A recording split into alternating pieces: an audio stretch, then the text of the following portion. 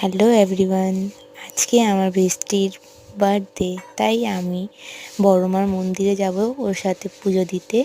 আর একটা বান্ধবীও যাবে, তাহলে চলো। আর এই যে একটা ছোট্টটা গিফট ওর জন্য, আর একটা আমাদের সাথে বান্ধবী যাবে, এই যে। তাহলে চলো ওর বাড়ি এবার যাব। এই যে পৌঁছে গেছি আমরা। তাহলে ও খুবই খুশি হলো আমাদেরকে দেখে, যে ওর একটা উইশ ছিল যে বড়মার মন্দিরে যাবে পুজো দিতে বার্থডের মধ্যে আমাদের সাথে, তাই জন্য ওর উইশটা পুরো হতে যাচ্ছে, তাই খুব খুশি।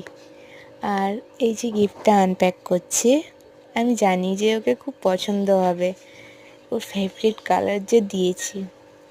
আর তাই হলো, ওই যে গিফটটা আনপ্যাক করলো, তারপর বলছে বাহ কি সুন্দর, আমার ফেভারিট কালার, ওকে খুব পছন্দ হলো।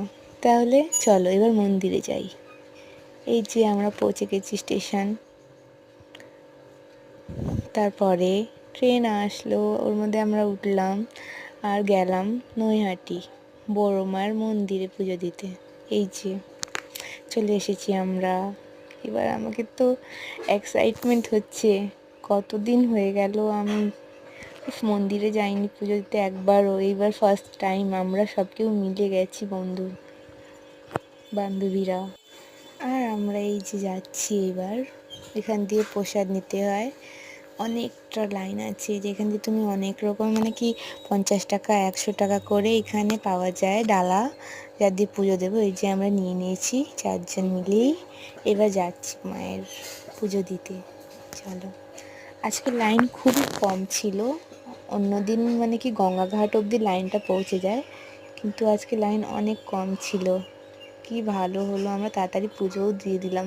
তাহলে চলো মন্দিরের ভিতরে। এই যে বড় মার ফার্স্ট টাইম ভিতরে আসলাম মন্দিরে।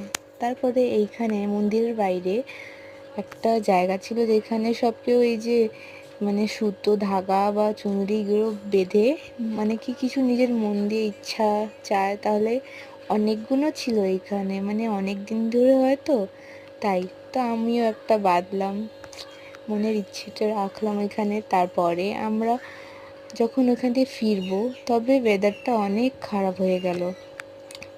যাওয়ার সময় তো অনেকই গরম ছিল, আসার সময় যা বৃষ্টি ঝড় উঠে গেছে। তারপরে আমরা স্টেশনে যাচ্ছি তাড়াতাড়ি, যে একটু তাড়াতাড়ি পৌঁছে যাই বাড়ি, তবে স্টেশনে আসতে আসতেই বৃষ্টি আরম্ভ হয়ে গেছে।